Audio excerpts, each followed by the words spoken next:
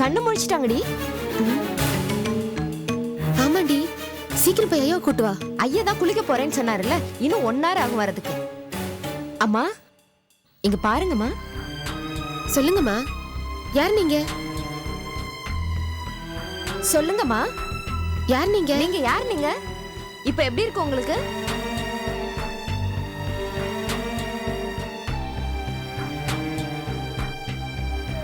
யாருமா நீங்க? யார் நீங்கன்னு சொல்லுங்க. படுங்கம்மா படுங்கம்மா, இந்த நிலைமையில நீங்க எழுந்திருக்க கூடாது. யார் நீங்கன்னு சொல்லுங்க. தெரியல தெரியல தெரியல. என்னடி தெரியலன்னு சொல்றாங்க? ஆமாண்டி, எனக்கு ஒண்ணும் புரியல.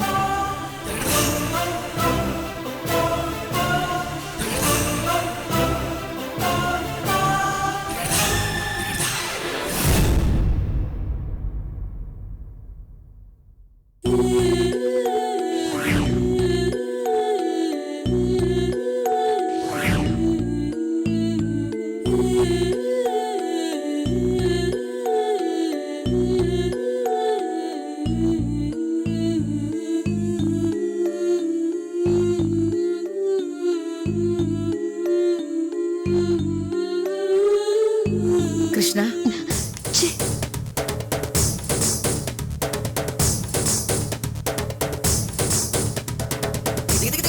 கிருஷ்ணா உடம்பு எப்படிப்பா இருக்கு? இந்தாங்க, கொஞ்சம் பழம் வாங்கிட்டு வந்திருக்கேன்.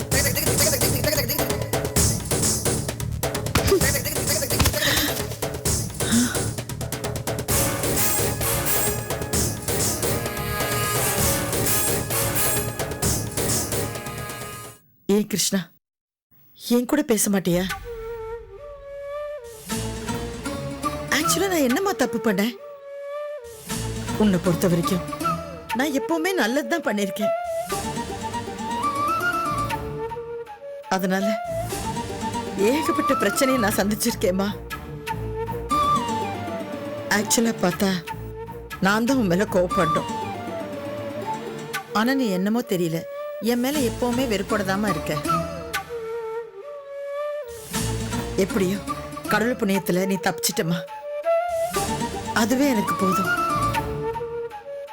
வாழ வேண்டிய வயசுல எதுக்குமா இப்படி எல்லாம் ஒரு முடிவெடுத்த? அப்ப நான் என்ன மாதிரி முடிவெடுக்கிறதுன்னு தெரியல. என் இடத்துல நீங்க இருந்திருந்தா என்ன முடிவெடுத்திருப்பீங்க? ஆமாயா, நான் அப்படிதான் நடந்துக்கிட்டவேன்னு சொல்லிருப்பீங்களா?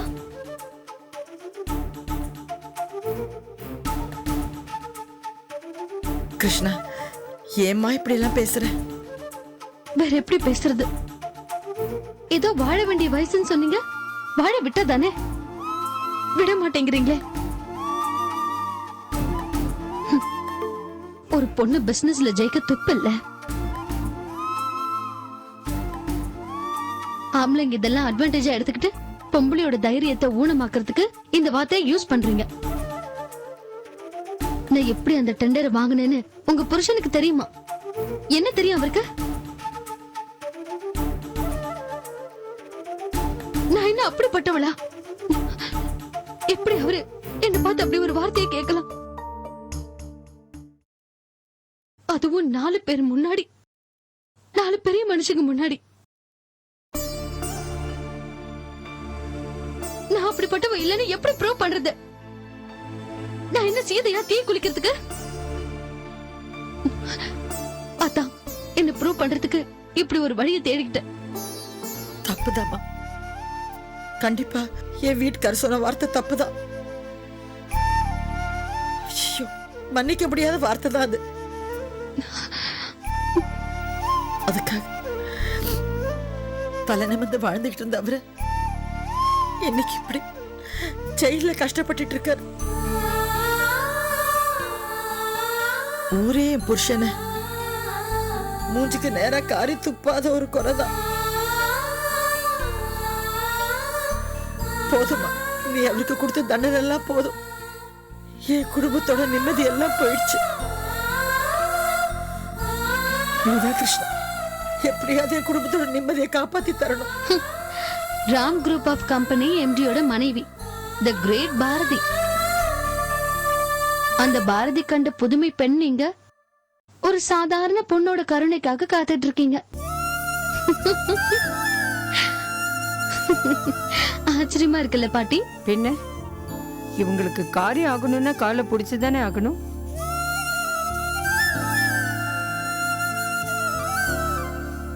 கிருஷ்ணா, எங்க வீடே சூனியான மாதிரி இருக்கு. வீட்டுல பெரியவருக்கு பிபி ரொம்ப அதிகமாயிடுச்சு. படட்டும். எனக்கு ரொம்பவே பயமா இருக்கு. என் குடும்பத்தோட ஒட்டுமொத்த நிம்மதியும் உன் கையில தாமா இருக்கு. என்ன சொன்னீங்க? கேட்கவே சந்தோஷமா இருக்கு. மறுபடியும் ஒரு தடவை சொல்லுங்களேன் ப்ளீஸ். சொல்ல வாய் வரல.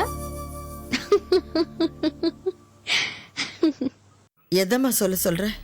கடைசியா நிம்மதி சம்பந்தமா ஏதோ சொன்னீங்களே, அத ஒரு தடவை திருப்பி சொல்லுங்களேன். கிருஷ்ணா, சொல்லுங்க. உங்க மொத்த குடும்பத்தோட நிம்மதியும் என் கையில தான் இருக்கு. கேட்க எவ்வளவு நல்லா இருக்கு. இப்பதான் நான் ரொம்ப சந்தோஷமா இருக்கேன் மிஸ்ஸஸ் ராம்.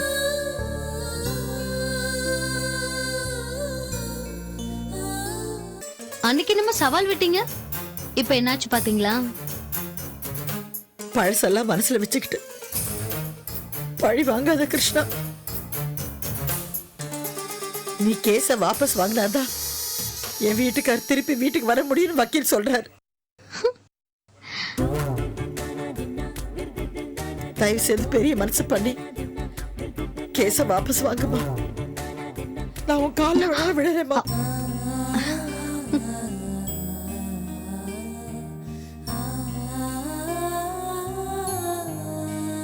அட பரவாயில்லையே பாட்டி, நீங்க சொன்ன மாதிரியே மிஸ்ஸஸ் ராமு நம்ம ஜாதி தான். காரி ஆகணும்னா காலை பிடிப்பாங்க. Anyway I like this incident. Mrs Ram, நான் இந்த கேஸ வாபஸ் வாங்கணும்னா ஒரே ஒரு கண்டிஷன். என்ன பண்ணணும்னு சொல்லுமா. உங்க புருஷன் என்கிட்ட மன்னிப்பு கேட்கணும்.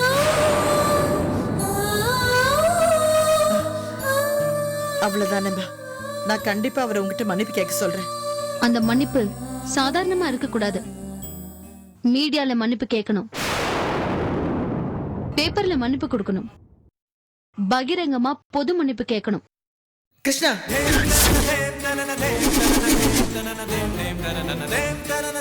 உன் வயசு என்ன, அவர் வயசு என்ன? அவரை போய் மீடியால பேப்பர்ல எல்லாம் மன்னிப்பு கேட்க சொல்ற? அவர் உயிரே போனாலும் இதுக்கு ஒத்துக்கவே மாட்டாரு கிருஷ்ணா. நான் தான் அவருக்கு பதிலா உன் காலில் விழுந்து மன்னிப்பு கேட்கிறேன்னு சொல்றேன்ல, அது போதாத உனக்கு? எனக்கு இது பத்தாது. எனக்கு பசிச்சா நீங்க சாப்பிட முடியுமா? நான் சாப்பிட்டாதான் எனக்கு பசி ஆறும். அதே மாதிரிதான் இதுவும். அதனாலதான் அவர் ஊர் உலகத்துக்கு முன்னாடி பகிரங்கமா மன்னிப்பு கேட்கணும். இல்லனா காலம் புறா ஜெயிலே இருந்து கஷ்டப்பட வேண்டியதுதான். ஐயோ மேலா கிருஷ்ணா, தயவு செஞ்சு இந்த விபரீத முடிவுக்கு வந்துடாத. உனக்கு என்ன, அவர் மன்னிப்பு கேட்கணும் அவ்வளவுதானே? கண்டிப்பா அவரை மன்னிப்பு கேட்க சொல்றேம்மா. நீ நினைச்ச மாதிரி மீடியாலையும் பத்திரிகையிலையும் அப்படியே ரிட்டர்ன் ஸ்டேட்மெண்டாவும் கொடுக்க சொல்றேன். ஆனா நீ கண்டிப்பா கேஸ வாபஸ் வாங்குவல்ல? ம். தேங்க்ஸ்மா. இப்பவே வக்கீல சந்திச்சு 2 பேருக்கு நடுவுலையும் ஒரு பத்திரம் எழுத சொல்றேன். பேசுனதெல்லாம் அப்படியே எழுதிட்டு அதையும் மீடியால சொல்லிடுறேன். நான் வரேம்மா. நீ உடம்பு பார்த்துக்கோ. வரேம்மா.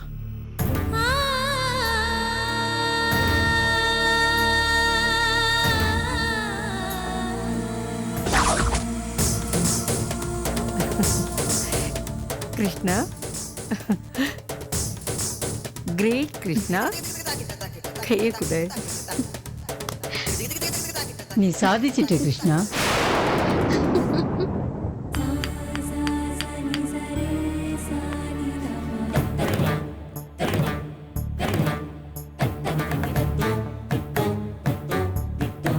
அம்மா, தைலம் தேய்ச்சது போதும், அந்த மூலிகை எடுத்துட்டு வா.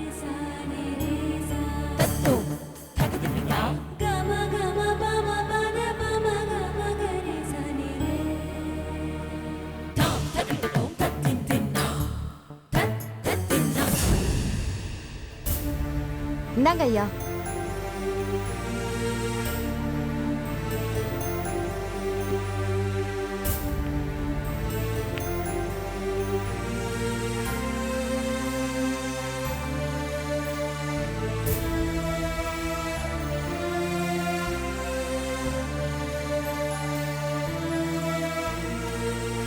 பார்த்து பார்த்து மெதுவா தூக்கு. மெதுவா மெதுவா மெதுவா மெதுவாமா. இப்ப எப்படிமா இருக்கு?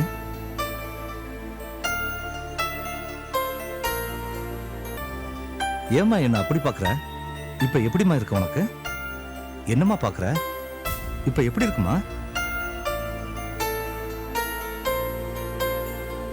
சரி, உன் பேர் என்ன? சொல்லுமா. அம்மா, நீ போய் கஷாயத்தை எடுத்துட்டு வா. ம். கொஞ்சம் நல்லா யோசிச்சு சொல்லுமா. யோசி.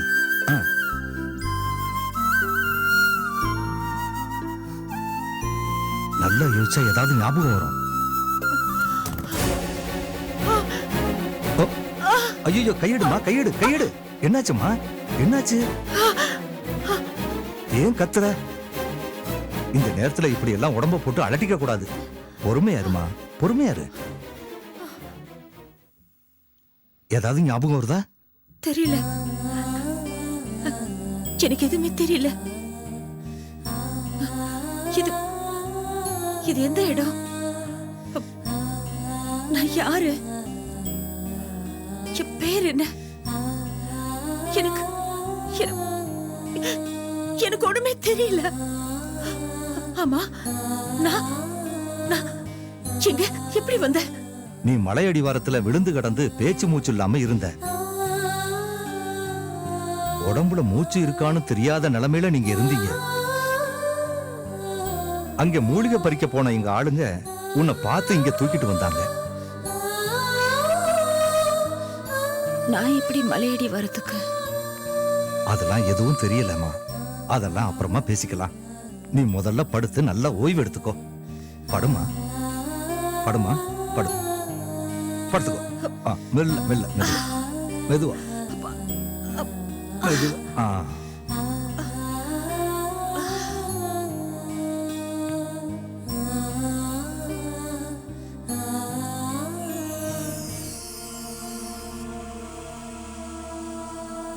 நல்லா தூங்குமா.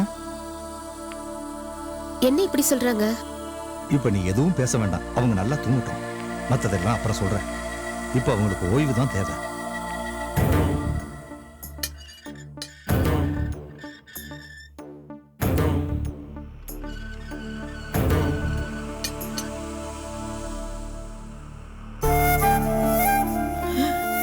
ஏங்க, என்னங்க இது?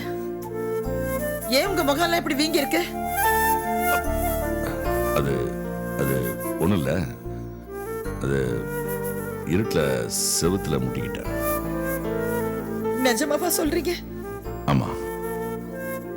யாரோ உங்களை அடிச்ச மாதிரி தெரியுதுங்க. என்ன நடந்ததுன்னு சொல்லுங்க. சரி, அது விடுமா. அது ஒண்ணும் இல்ல. அட்வொகேட் சார், இப்போ நான் என்ன பண்ணணும்? சார், என்ன ஸ்டெப் எடுத்தீங்க? கோர்ட்டுக்கு கொண்டு போக போறாங்க. நீங்க எதுவும் செய்ய முடியாதா? இல்லை சார், ரொம்ப கஷ்டம். உங்களால் தான் தற்கொலைக்கு ட்ரை பண்ணாங்கங்கிறதுக்கு நிறைய ஆதாரங்கள் இருக்கு சார். அப்போ நீங்க எல்லாம் இருந்தும் பணபலம் இருந்தும் உள்ள இப்படியே தான் இருக்கணுமா? நீங்க உள்ள போகாம இருக்கணும்னா ஒரே ஒரு வழிதான் சார் இருக்கு. கிருஷ்ணா இந்த கேஸை வாபஸ் வாங்கணும். அவ அவ்வளவு சீக்கிரம் வாங்க மாட்டாள. இல்லைங்க, அவ வாபஸ் வாங்குறேன்னு சொல்லிட்டா. யார்கிட்ட சொன்னா? என்கிட்ட தாங்க. நீ அவளை போய் பாத்தியா? ஆமாங்க.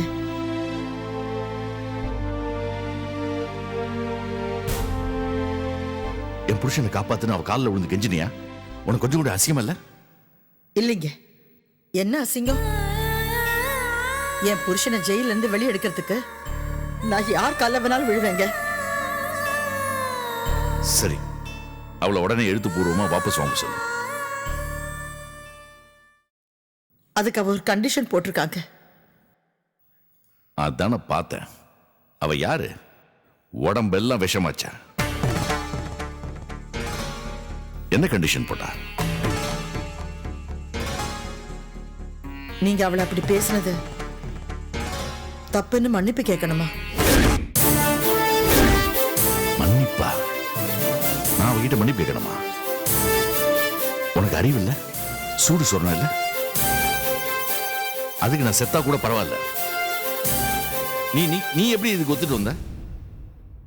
வேற வழியே தெரியலைங்க. அவ இந்த அளவுக்கு சம்மதிச்சது ரொம்ப பெரிய விஷயம். என்ன வேற என்ன பண்ண சொல்றீங்க? நீங்க எப்படியாவது வெளியே வந்தா போதும் இருக்கு. வெளியில தலை காட்ட முடியலைங்க. உங்களுக்கு இப்படி ஆனதுல இருந்து மனசே சரியில்லைங்க. கீர்த்தனை வேற அப்பா எங்கன்னு ரொம்ப அழுதுகிட்டே இருக்காங்க. மாமா வேற ரொம்ப அப்செட் ஆயிட்டாருங்க. நீங்க எனக்கு வேணுங்க. எனக்கு என் புருஷன் வேணும். என் குழந்தைகளுக்கு அவங்க தகப்ப வேணும். வேணுங்க. என்னால அவகிட்ட மன்னிப்பு கேட்க முடியாது. சார், நீங்க நல்லா கொஞ்சம் யோசிச்சு பாருங்க. நீங்க கேவலமா பேசுனது யாரோ ஒரு சாதாரணமான பொண்ணு கிடையாது. சமூக அந்தஸ்துள்ள ஒரு கம்பெனியோட சேர்மன். நீங்க அவங்கள சாதாரணமா திட்டிருந்தா கூட பரவாயில்ல. ஆனா அவங்க நடத்திய வேற தப்பா பேசிருக்கீங்க. நாளைக்கு இது அவங்க வாழ்க்கையை பாதிக்கிற விஷயம்னு மகளிர் சங்கம்லாம் ஒரு பக்கம் ஒன்னா கூடிடுவாங்க. இன்னொரு விஷயம், தற்கொலைக்கு தூண்டவனை விடக்கூடாதுன்னு போலீஸ் ஒரு பக்கம் நிக்கிறாங்க. எந்த பக்கம் பார்த்தாலும் எவ்வளவு பணம் செலவு பண்ணாலும் நீங்க ஜெயில் தண்டனையிலிருந்து தப்பிக்கவே முடியாது சார். குறைஞ்சது 1 வருஷம் அல்லது 2 வருஷமாவது ஜெயில இருக்கும். 1 வருஷமா? சார், இது நான் பெயிலபிள் கேஸா இருக்கிறதுனால ரொம்ப யோசிக்க வேண்டியதா இருக்கு சார். இதுக்கு ஒரே ஒரு ஆப்ஷன் என்னன்னா, பாதிக்கப்பட்டவங்க கேஸை வாபஸ் வாங்கணும். அப்பதான் நீங்க வெளியே வர முடியும். அட்வொகேட், இப்போ அதுக்கு நான் என்ன பண்ணலாம்? நீங்க நேரடியா கிருஷ்ணா கிட்ட மன்னிப்பு கேட்கணும்னு அவசியம் இல்லை சார். பிரஸ்ஸையும் மீடியாவையும் கூப்பிட்டு மன்னிப்பு கேட்டுருங்க சார். அவகிட்ட கேட்கறத விட இது ரொம்ப பெரிய கொடுமையாச்சே. பேப்பர்ல டிவில மன்னிப்பு கேட்டா என் மரியாதை என்ன சார் ஆகும்? அந்த பொண்ணை நீங்க கேவலமா பேசி தற்கொலைக்கு தூண்டி விட்டுருக்கீங்க. அது நல்லா வெளியே புகஞ்சிட்டு இருக்கு. நீங்க மீடியாவுக்கு முன்னாடி மன்னிப்பு கேட்டுட்டீங்கன்னா கெட்ட பேர் அழிஞ்சிரும், பிரச்சனை ஒழிஞ்சிரும். நல்லா யோசிச்சு பாருங்க சார். சார், என் மனசுல பட்டதை உங்ககிட்ட நான் சொல்லிட்டேன். முடிவு எடுக்கிறதும் எடுக்காததும் உங்க இஷ்டம். ஏங்க, தயவு செய்து மன்னிப்பு கேட்டுருங்க. நீங்க 1 வருஷம் ஜெயில இருக்கிறத ஐயோ என்னால தாங்கிக்க முடியாதுங்க. தாங்கிக்க முடியாது.